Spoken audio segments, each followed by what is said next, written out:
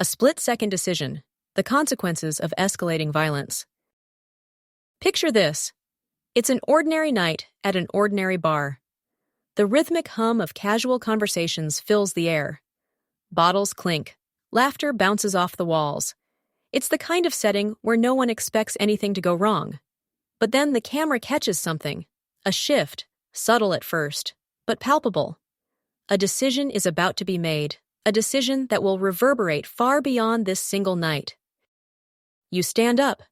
It seems small. So small it's almost innocent. Almost. But the security footage tells a different story. Your stance is aggressive, your gaze unwavering, determination shaped by anger. You square up to Mussie, and in less than a heartbeat, you headbutt him. A sharp, calculated move. What did he say? What did he do to trigger this? No justification is given, no reason apparent, only action. It all happens in seconds, but the fallout? That lingers. When we dissect those few seconds of aggression, the motive feels almost secondary.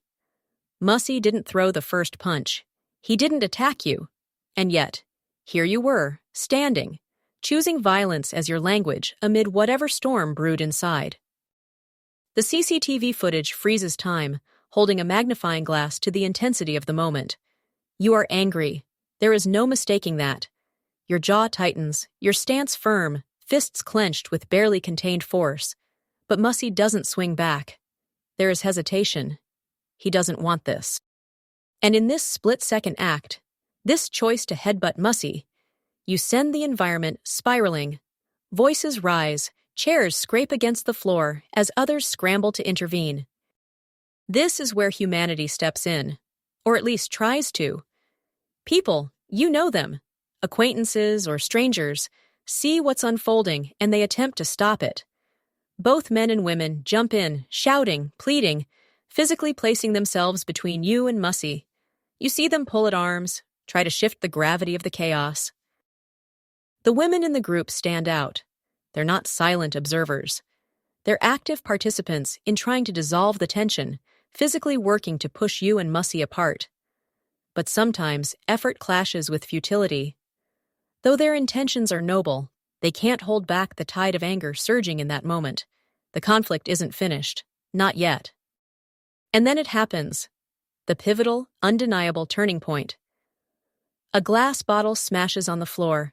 Silence should follow shattered glass, shouldn't it? That should signify the finality, the end of the conflict. But no. It's merely another spark in an already roaring blaze. Mussie breaks the bottle. Maybe it's instinct, maybe an act of defense. The room knows now that the stakes are higher.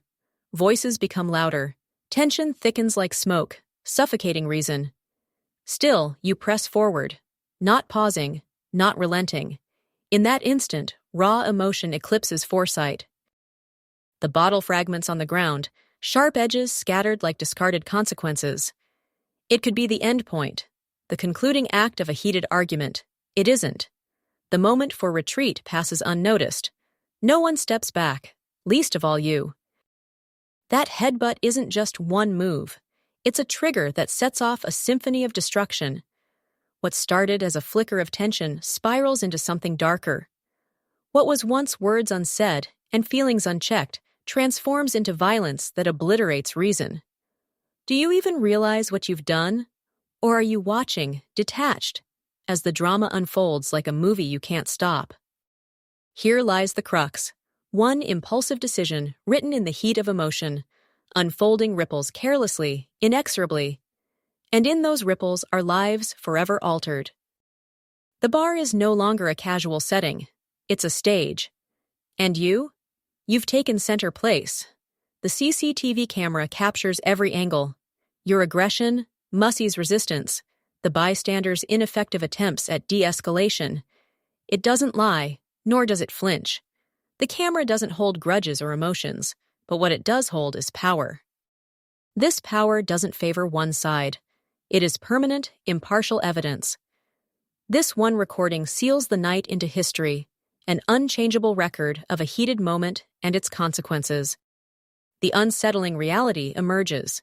How often does society rely on unseen deterrents hoping they'll curb conflict before it escalates. Cameras, laws, social responsibility. Yet here, none intervened in time. Here, all failed to stop what came next. Violence doesn't just leave bruises, it leaves silence in its wake. When the adrenaline fades, when people realize the fallout, the wounds, some physical, many emotional, become evident. Mussie, the one who neither started this nor wanted it, must now live with the consequences, just as much as you do. In the moments immediately following your escalation, what went through your mind? Justification? Regret? Did you hear the cries of those around you, begging for peace? Or were those cries drowned out by the chaos you helped unleash? Ripples don't stop at their source. They travel, reaching lives far beyond the room where the conflict began. Your actions, born out of anger, don't just affect you or Mussie. Families are impacted, friends are forced to choose sides. The bar itself becomes marred by reputation, stained as a venue where violence broke out unexpectedly. This is no longer about one man squaring up to another. It's about collateral damage, and there is plenty of it. What makes someone take that final step? What pushes a person from simmering anger into outright aggression? These questions echo louder than ever in moments like this. We can sit here, isolated from the event, dissecting its core like surgeons with cold precision. And yet, the answers circle back to one glaring truth.